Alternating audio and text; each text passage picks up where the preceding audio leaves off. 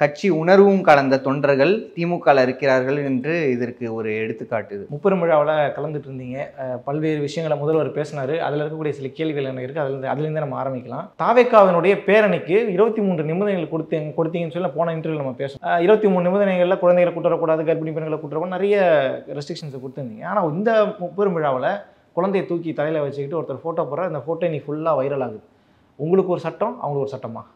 நாங்கள் வந்துட்டு நிபந்தனைகள் போட்டது நாங்கள். அதை மீறியும் திமுக தொண்டர்கள் பிள்ளைகளை கூப்பிட்டு வராங்கன்னா பாரம்பரியமாக இருக்க திமுக தொண்டர்கள், கட்சி உணர்வு உள்ள திமுக தொண்டர்கள் அவங்க பிள்ளைங்களை தான் கூப்பிட்டு வராங்க தவிர நாங்கள் யாரையும் கம்பல் பண்ணி கூப்பிட்டு வரல.